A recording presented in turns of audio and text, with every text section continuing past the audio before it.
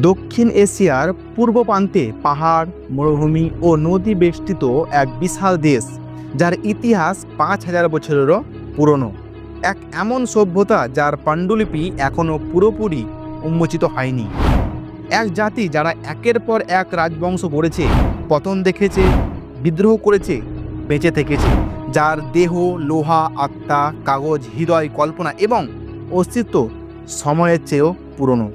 তো হাই বন্ধু, আমি রাজু। আজকে আলোচনা করব যে চীন নামে যে একটা বিশাল দেশ, এই দেশটির জন্ম কিভাবে হলো এবং এতটা প্রভাবশালী, এতটা শক্তিশালী কিভাবে হলো। তো অবশ্যই আপনারা সম্পূর্ণ ভিডিও দেখবেন স্কিপ না করে, তাহলে আপনাদের চীন নামের দেশটি কিভাবে জন্ম হলো সেটা আপনাদের ক্লিয়ার হয়ে যাবে। তো যদি ভিডিও ভালো লেগে থাকে তাতে লাইক করবেন এবং চ্যানেলটি সাবস্ক্রাইব করতে অবশ্যই ভুলবেন না। তো চলুন ভিডিওটি শুরু করি। সময়টা আজ থেকে প্রায় ৫,০০০ বছরেরও আগে। পৃথিবীর মানচিত্র তখন আঁকা হয়নি, সভ্যতাও তখন স্পষ্ট আকার পায়নি। কিন্তু হিমালয়ের পাদদেশে আজকে চীনের উত্তরাংশে এক নদী, যার নাম হুয়াংহে, অর্থাৎ হলুদ নদী। এই নদীটি ছিল ভয়ঙ্কর, ছিল শান্ত, দুটোই। এর করাল বন্যায় হাজারো জীবন বিলীন হয়েছে। আবার এই নদীর সিঞ্চনে গড়ে উঠেছে প্রাচীন চীনা কৃষি। তাই তো চীনারা বলে হুয়াংহো আমাদের মা। আর এই নদীর তীরে ঘেঁষে গড়ে ওঠে চীনের প্রাচীনতম সভ্যতা হুয়াসিয়া, যেখান থেকে চীনের ভাষা, সংস্কৃতি, রাজনীতি সব কিছুরই বীজ রোপিত হয়। গবেষকরা বলেন হুয়াংহে নদীর পাশে জন্ম নিয়েছিল লাঙ্গাই সভ্যতা এবং পরে লুয়াংঝুর সংস্কৃতি, এবং এদের মূল ভিত্তি ছিল কৃষি।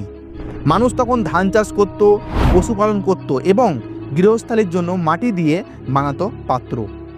তাদের হাতে ছিল না কোনো ধাতব বস্ত্র, ছিল না কোনো রাজা, কিন্তু ছিল সমাজবদ্ধ জীবন, ধর্মীয় রীতি এবং সংগঠিত ভাবনার বীজ।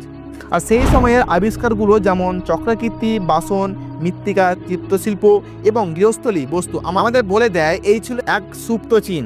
জন্ম নিয়েছে ধীরে ধীরে, আকার নিচ্ছে এক মহাসভ্যতা। হুয়াংহে নদীর কাদামাটি থেকে পাওয়া গেছে হাজার বছর পুরনো জাদুঘরের প্রত্ন সামগ্রী, মাটি দিয়ে তৈরি সিংহাসন, শিশুর কবর, হাতিয়ার, পশুর হাড়ে খোদাইকৃত প্রতীক। কেউ কেউ বলেন এই প্রতীকগুলোই ছিল চীনা ভাষার পূর্বপুরুষ। চীনের ইতিহাসে এই সময়কে বলা হয় শিয়া রাজবংশ, যদিও এর কোনো লিখিত প্রমাণ পাওয়া যায়নি। কিন্তু কাহিনী আছে, কিংবদন্তিও আছে। একটা কিংবদন্তি বলে একসময় ছিল যখন ভয়ঙ্কর বন্যার চারিদিকে ধ্বংস অন্ত, তখন এক মহান ব্যক্তি গ্রেট পানি নিয়ন্ত্রণে বাঁধ নির্মাণ করেন, খাল কাটেন এবং এই কাজের জন্য জনগণ তাকে শ্রদ্ধাই করে তোলে প্রথম রাজা। এবং এই ছিলেন শিয়া রাজবংশের প্রতিষ্ঠাতা। যদিও ইতিহাসবিদ একে শতভাগে বিশ্বাস করে না, তবে এটুকু স্পষ্ট হুয়াংহে নদী শুধু এক সভ্যতাই নয়, বরং এক গোটা জাতির আত্মপরিচয়ের জন্মস্থল। আর এই অঞ্চলেই প্রথম দেখা মেলে মন্দিরের পুরোহিত শ্রেণীর আকাশ পূজার রীতি, এক অদৃশ্য শক্তিকে কেন্দ্র করে সমাজ গঠনের চেষ্টা। মানুষের মন তখন প্রশ্নে ভরা, কে সৃষ্টি করলো এই প্রাকৃতি এবং কেন এই বন্যা আসে, আর কেনই বা রৌদ্রে ফসল হয়। আর এই সব প্রশ্ন থেকে জন্ম নেয় চিন্তা, দর্শন, বিশ্বাস। আর এই সময়ে ড্রাগনের ধারণা জন্ম নেয় চীনা সমাজে, না কোনো ভয়ঙ্কর দানব হিসেবে নয়, বরং এক পবিত্র রূপে। ড্রাগন ছিল তাদের কাছের জল, বৃষ্টি, ফলন ও রাজত্বের প্রতীক। গবেষণায় জানা যায় প্রাচীন চীনা সমাজে মানুষ বিশ্বাস করত আকাশে উচ্চতর শক্তি রয়েছে, যাকে তারা বলতো টিয়েন, অর্থাৎ স্বর্গ। আর এই বিশ্বাসী ভবিষ্যতের রাজতন্ত্রে একদিন গড়ে দেবে ম্যান্ডেট অফ হেভেনের ধারণা, যার মানে একজন শাসক তখনই রাজা হতে পারে যদি স্বর্গ তাকে অনুমোদন দেয়। তাই বলা হয় চীনের জন্ম শুধু একটি সভ্যতায় নয়, বরং এক দর্শনের জন্ম। আর হুয়াংহে নদীর জল শুধু জমি ভেজায়নি, এটি ভিজিয়েছে কল্পনা, সৃষ্টি করেছে চিন্তা। আর সেই ভাবনার ফলেই ধাপে ধাপে গড়ে উঠেছে এক মহাশক্তি চীন।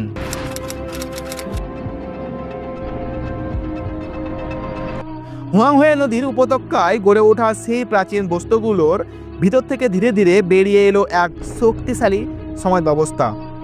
এখন আর মানুষ শুধু কৃষিকাজ করছে না, তারা শিখছে সংগঠন, শিখছে শাসন, গড়ে তুলছে রাজ্য। এই সময়ে চীনের ইতিহাসে প্রথমবার আমরা এক প্রমাণিত রাজবংশের নাম সাং রাজবংশ।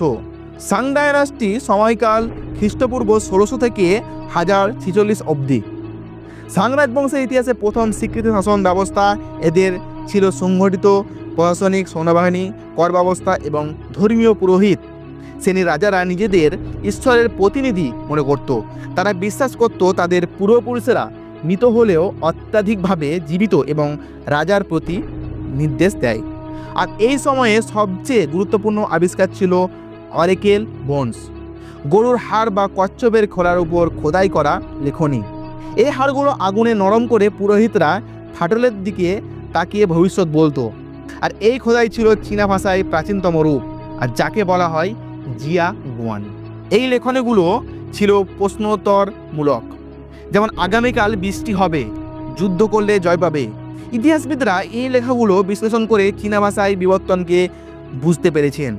সাং রাজবংশের আরেকটি গুরুত্বপূর্ণ দিক ছিল ব্রঞ্জ প্রযুক্তি। তারা ছিল ব্রঞ্জের তৈরি অস্ত্র, বাসনপত্র, প্রতিমা নির্মাণের পারদর্শী। যুদ্ধ ছিল তাদের সংস্কৃতির অংশ। শক্তি ও সম্মান এই ছিল শাসনের মূল মন্ত্র। তাদের সেনাবাহিনী ব্যবহার করত ঘোড়ার গাড়ি, চ্যারিয়েটস, ধনুক, তীর এবং মুষ্টিমেহ আধুনিক অস্ত্র। সাং রাজাদের উপর জনগণের অগাধ শ্রদ্ধা থাকলেও সময়ের সঙ্গে সঙ্গে করের বোঝা, অত্যাচার আর দুর্নীতির কারণে এই রাজবংশের দুর্বল হতে থাকে। আর তখনই ইতিহাসে আবির্ভাব ঘটে এক নতুন শক্তির, ঝো বংশ, জো ডাইনেস্টি। খ্রিস্টপূর্ব 1046 সালের ঝোদের রাজা ও এক বিশাল যুদ্ধের মাধ্যমে সাংদের পরাজিত করে। আর এই যুদ্ধের নাম ব্যাটেল অফ মুয়ে। এখানে প্রথম দেখা যায় একটা দর্শন, একটা রাজনৈতিক নীতিমালা, যার নাম ম্যান্ডেট অফ হেভেন, অর্থাৎ স্বর্গই ঠিক করে কি শাসন করবে।